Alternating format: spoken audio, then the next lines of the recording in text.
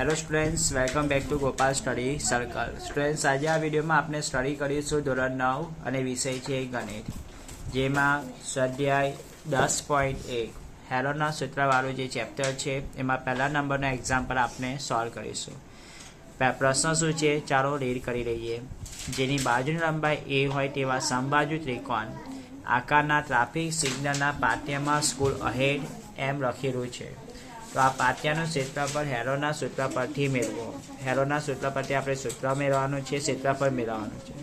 અને જો તેની પરિમિતિ 180 સેન્ટીમીટર હોય તો તેનું ક્ષેત્રફળ કેટલું થાય, અને સાથે સાથે આપણે એનું ક્ષેત્રફળ પણ શોધવાનું કહ્યું છે. તો બે વસ્તુ છે બાળકો. ઓકે, તો એક સમબાજુ ત્રિકોણના ક્ષેત્રફળનો ઉપયોગ કરવાનો છે અને બીજું છે હેરોના સૂત્ર શોધવા માટેના ક્ષેત્રફળનો ઉપયોગ કરવાનો છે. ક્ષેત્રફળ શોધવા માટેના સૂત્રનો ઉપયોગ કરવાનો છે. ચલો લેટ્સ સી. ચાલો તે આપણે જોઈ લઈએ. How to solve this example. તો તમે જુઓ, ઓલરેડી મેં ધોરણ 9 ને લખી દીધું છે. અહીંયા ડાયરેક્ટ ઉકેલ લખું છું. ઉકેલ નંબર 1.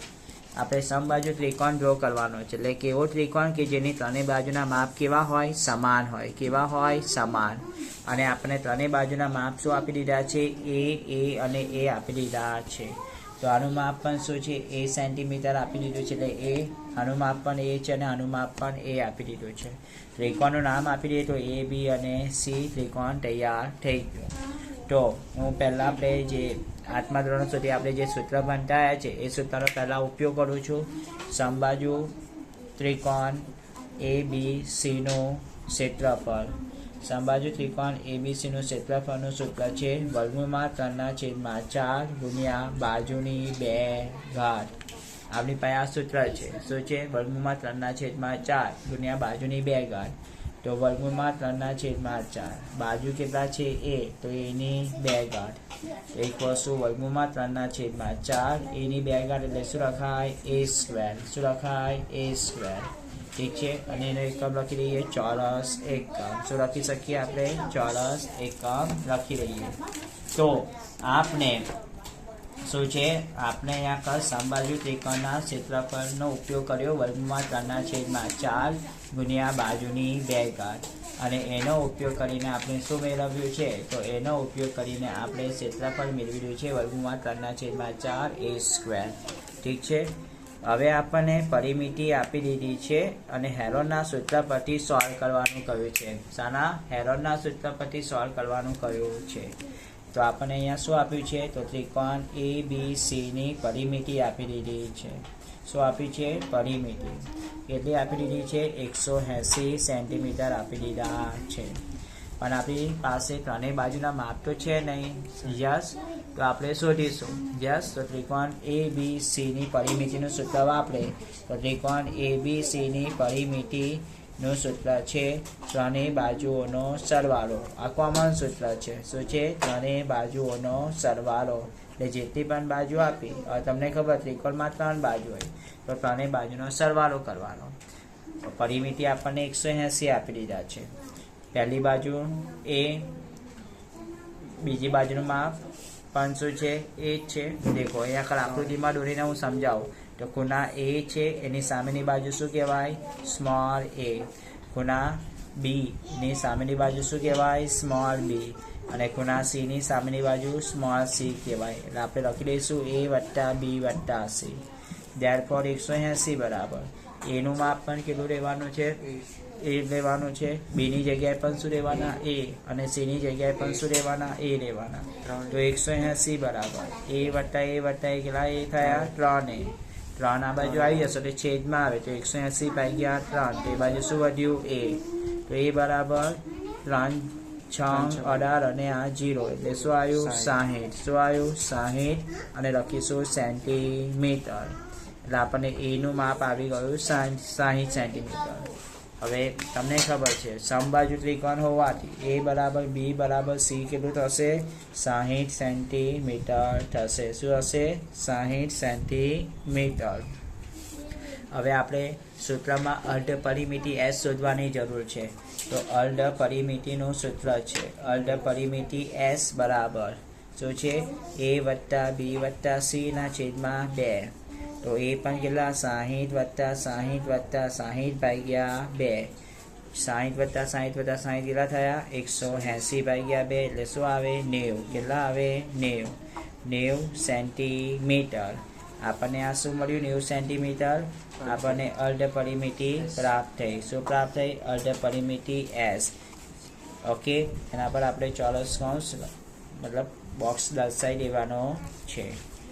હવે હેરોનના સૂત્ર પ્રમાણે, શાના હેરોનના સૂત્ર પ્રમાણે ત્રિકોણ ABCનું ક્ષેત્રફળ. શાનું ત્રિકોણ ABCનું ક્ષેત્રફળ શોધવાનું સૂત્ર છે વર્ગમૂળમાં S, S ઓછા A, S ઓછા B અને S ઓછા C આપી દીધા છે. તો બરાબર વર્ગમૂળમાં S કેટલા છે આપણી પાસે, તો S છે આપણી પાસે 90, કૌંસમાં S કેટલા 90 ઓછા A કેટલા છે 60, બીજા કૌંસમાં S 90, B કેટલા 60, અગેન ત્રીજા કૌંસમાં S કેટલા 90 અને ઓછા 60.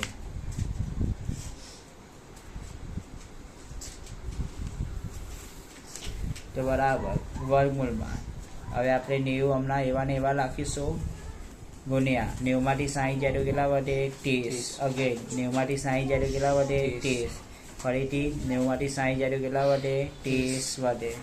તો બરાબર વર્ગમૂળમાં હવે શું કરીશું, તો 90 નું વર્ગમૂળ નીકળે ના, 90 નું વર્ગમૂળ ડાયરેક્ટલી નીકળતું નથી. તો 90 ની જગ્યાએ આપણે આવું લખી શકીએ 9 દાન 90. તો આ 90 ની જગ્યાએ મેં શું લખ્યું 9 દાન 90.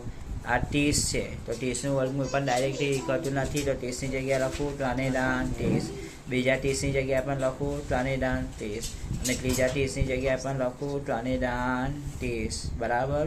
તો વર્ગમૂળમાં તમે જુઓ બાળકો શું થશે, તો આ 9 નું વર્ગમૂળ આપણને ખબર છે. 9 નું વર્ગમૂળ કેટલું આવે 3 આવે. કેટલું આવે 3, કેમ કે 3 નો વર્ગ 3 તારી 9, તો 9 નું વર્ગમૂળ શું થઈ જાય 3 થઈ જાય. તો 9 એવા ને એવા લખીશું ગુણ્યા કેટલી વખત 3 છે જુઓ, 1 વાર અને 2 વાર. ઓકે, જોડી બનાવી દઈએ આપણે. શું બનાવીએ જોડી, અને 3 વખત 3 છે પણ એમાંથી આપણે 2 વખત 3 ની જોડી બનશે. તો 3 ની 2 ઘાત અને આ 3 આપણા અલગથી રહેશે, એની કોઈ પેર તૈયાર થતી નથી. 10 ની કેટલી જોડી તૈયાર થાય છે, તો 10 એ 2 અને 3 છે.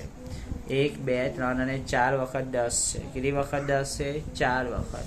તો બે વખત 10 ની જોડી બનાવીએ. તો પહેલા 10 અને બીજા 10 ની જગ્યાએ લખીએ 10 ની 2 ઘાત, ત્રીજી વખત 10 અને ચોથી વખત 10 આપીએ એની જગ્યાએ લખું 10 ની 2 ઘાત. ઠીક છે. તો જુઓ હવે જેનું વર્ગમૂળ નીકળે તે વર્ગમૂળ કાઢીએ. તો 9 નું વર્ગમૂળ શું આવે 3 ગુણ્યા 3 ની 2 ઘાતનું વર્ગમૂળ શું આવે 3 જ આવે ગુણ્યા આ 3 નું વર્ગમૂળ ના નીકળે. 10 ની 2 ઘાતનું વર્ગમૂળ 10, આ 10 ની 2 ઘાતનું વર્ગમૂળ 10. તો વર્ગમૂળમાં શું વધ્યું ફક્ત 3. હવે જુઓ 3 તારી 9, 9 દાન 90 અને 90 દાન 900 અને વર્ગમૂળમાં રહેશે 3 અને એકમ છે સેન્ટીમીટર ની 2 ઘાત. તો આપણને આ શું મળ્યું, હેરોનના સૂત્ર પ્રમાણે ત્રિકોણ ABC નું ક્ષેત્રફળ 900 વર્ગમૂળમાં 3 સેન્ટીમીટરની 2 ઘાત. આઈ હોપ કે તમને ઘણું સરળતાથી સમજમાં આવ્યું હશે. તો good luck and best of luck for this sum. Thank you.